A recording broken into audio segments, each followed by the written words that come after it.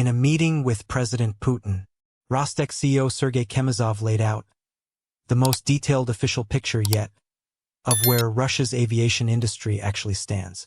Not the press release version, not the optimistic headline, the real numbers, the real timelines, the real challenges. MC-21 certification, push to Q1 2027, SJ-180 through its certification flights. IL-114-300, potentially certifying this year. 2214 being updated as a stopgap for aircraft programs, for different stages of readiness. One enormous industrial ambition, and a production target of 36 MC-21s per year by 2030, that the aviation industry is quietly debating.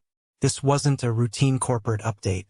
This was Russia's leadership, taking stock of what's been built, what's been delayed, and what the next decade actually looks like. If this kind of honest, deep aviation analysis is what you're here for, subscribe right now and hit the bell. Let's get into it. Rostec is not a small company. 727,000 employees. Average monthly salary of 123,400 rubles. A workforce almost the size of a major city. And a portfolio spanning aviation, defense systems, electronics, transport, automotive manufacturing, and industrial technology. This is Russia's primary industrial conglomerate. When its CEO presents results to the president, it's not a quarterly earnings call. It's a strategic assessment of whether Russia's industrial bet is paying off. And the 2025 results meeting delivered something unusual. Honest specificity. Chemezov confirmed the completion of Rostec's previous 10-year strategy cycle.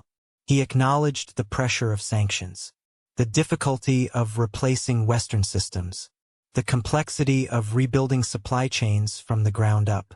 And then he laid out what comes next, a new strategy running through 2036. For aviation watchers, this meeting carried unusual importance, because for the first time in a while, official statements aligned closely enough with known reality to be genuinely informative. The timelines were adjusted, the targets were clarified, and the picture that emerged is more nuanced and more honest than most of Russia's aviation announcements have been. Let's go through each program, because the details matter. The MC-21, Russia's most ambitious civil aviation program. Its answer to the Airbus A320neo and Boeing 737 MAX. The aircraft that's supposed to demonstrate that Russia can build a competitive modern narrowbody entirely on its own. Chemezov confirmed that approximately one-third of the certification flight campaign has been completed. Certification is now expected to be finalized in the first quarter of 2027. Serial production to begin shortly afterward. Now let's be precise about what those numbers mean. One-third complete, with certification targeted for Q1 2027. That means the remaining two-thirds of the certification campaign needs to be completed in roughly 18 months to 2 years. Is that achievable? Potentially, with the current pace of testing maintained. But certification campaigns for modern aircraft don't always follow linear projections. Unexpected findings require additional testing. Regulatory reviews take time, and the MC-21 isn't being certified in a standard configuration. It's being certified with domestically produced PD-14 engines, domestically produced composite wings, domestically produced avionics, environmental control systems, electrical systems, and flight control architecture. Every one of those domestic systems has to be individually validated. Every system integration has to be proven under the full range of operating conditions. That's not a simplified certification. That's one of the most comprehensive domestic certification campaigns in modern aviation history. And the production target beyond certification? 36 MC-21 aircraft per year by 2030. Whether that number is achievable is a question the aviation industry is debating, quietly, but seriously, because 36 aircraft per year requires production infrastructure, supply chain capacity, and workforce expertise that currently don't exist at that scale. Building them by 2030 is ambitious, not impossible, but genuinely ambitious. While the MC-21 gets most of the international attention, the SJ-100 Superjet program is actually closer to completion, and that matters more than the relative coverage suggests. Chemezov stated that approximately 80 of certification flights have already been completed. Certification is expected to conclude during 2026. Serial production, planned for 2027. Let's understand what the SJ-100 actually represents. The original Superjet 100 entered service years ago. It was Russia's first attempt at a modern regional jet. But it had a fundamental structural vulnerability baked into its design from the beginning. Heavy dependence on Western systems, Western avionics, foreign-supplied engines, a joint Russian-French power plant from Powerjet. When sanctions severed those supply lines in 2022, the original Superjet's operational future became complicated. Russia's response was a comprehensive redesign. The new SJ-100 combines Russian-made avionics with the newly developed PD-8 engine, a domestically produced power plant developed specifically for this aircraft. In 2025, one of the newest prototypes completed its first flight in a fully import-substituted configuration. That milestone quietly significant because it means the complete domestic system has actually flown, not in simulation, not in ground testing, in the air.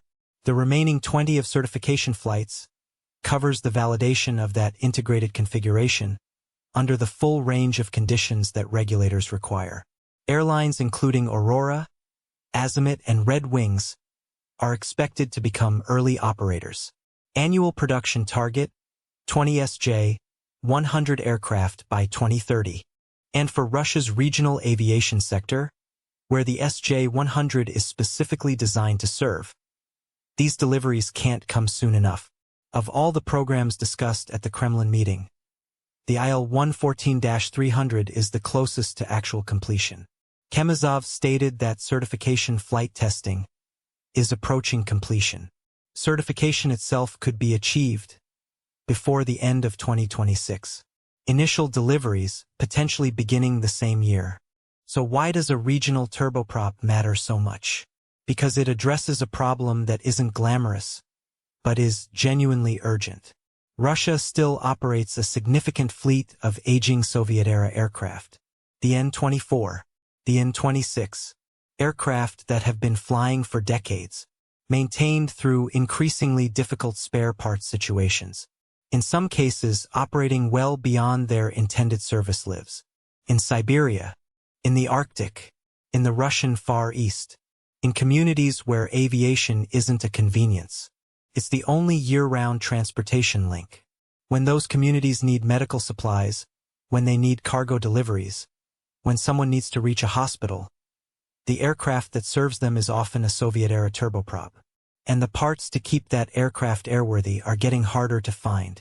The IL-114-300 is designed to replace that aging fleet. With a modern domestic turboprop, maintained within a Russian industrial ecosystem, immune to the parts supply disruptions that have plagued the inherited Soviet fleet.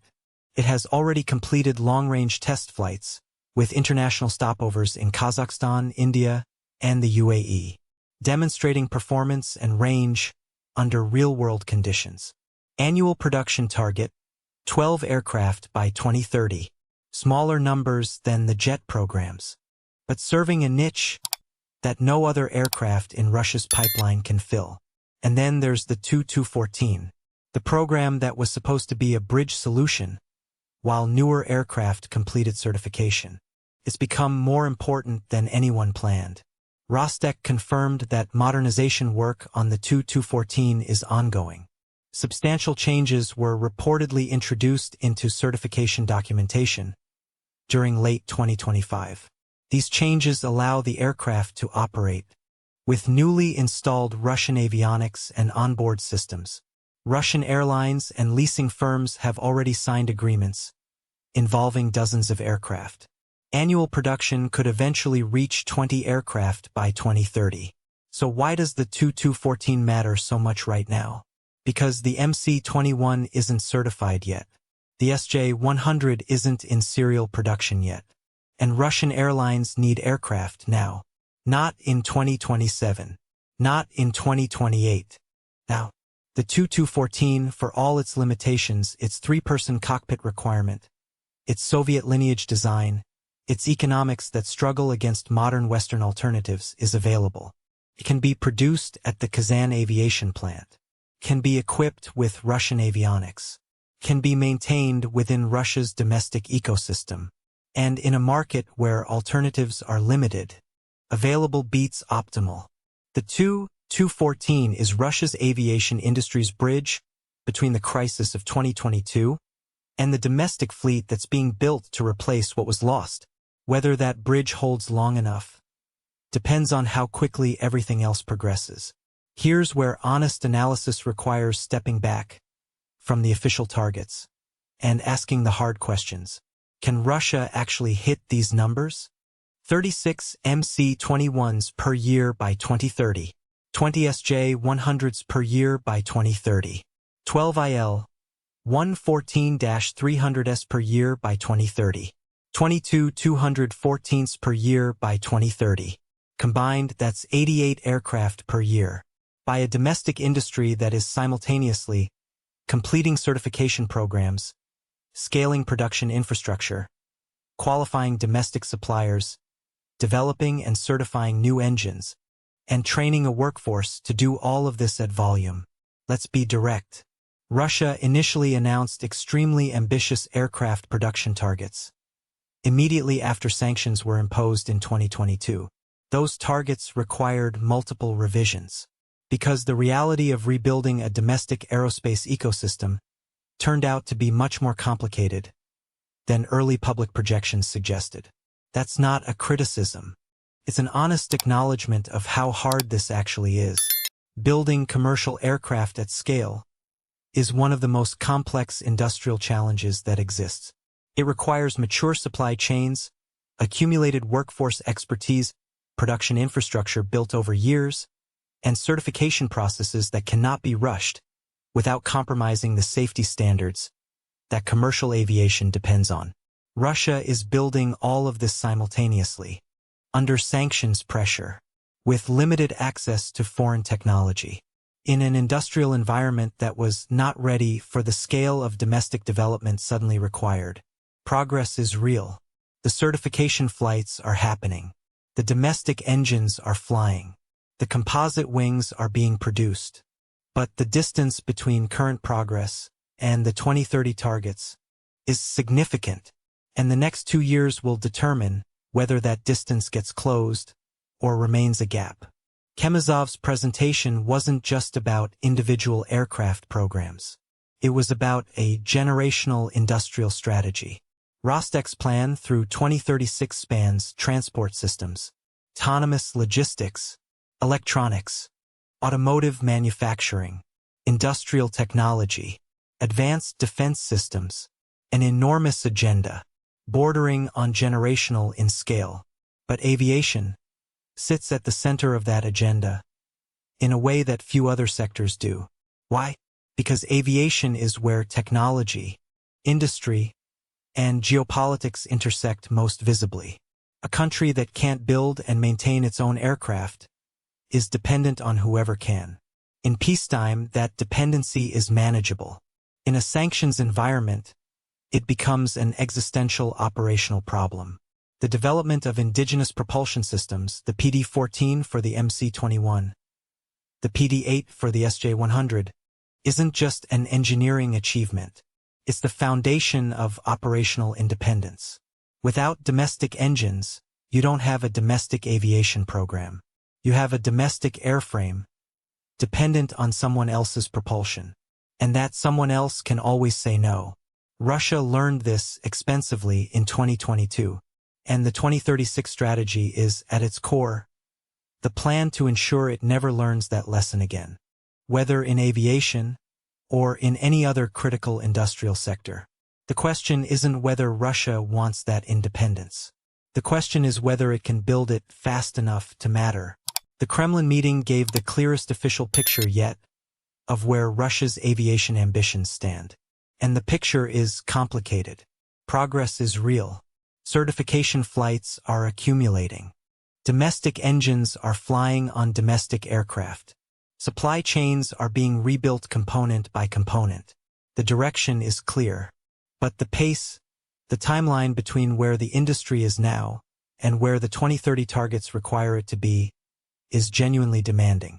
MC-21 certification in Q1 2027. SJ-100 certification in 2026. IL-114-300 potentially certifying this year. 2214 serving as the bridge until everything else is ready. If those timelines hold, if the certification campaigns proceed without major unexpected findings, if production infrastructure scales as planned, Russia could begin rebuilding a domestically produced commercial fleet at meaningful scale by the late 2020s. That's the central objective behind everything being built right now. But timelines in aviation have a way of being more optimistic in announcements than in execution. Russia's own experience proves this. The 2022 targets required revision. The revised targets required further adjustment. Each adjustment reflected the genuine difficulty of the task. The next 2 years are critical, not because the strategy will succeed or fail definitively, but because the evidence that accumulates over those 2 years will reveal whether the gap between ambition and reality is closing or holding steady. And for the airlines waiting for deliveries, for the communities depending on regional connectivity, for the industry watching Russia's domestic aviation experiment, the answer to that question matters enormously. Do you think Russia can hit its 2030 aviation production targets? Or is the gap between ambition and industrial reality still too wide? Drop your honest assessment in the comments. And if this kind of detailed, honest aviation analysis is what you're here for, subscribe, share this with someone who follows the industry seriously, and hit the like button. It genuinely helps. See you in the next one.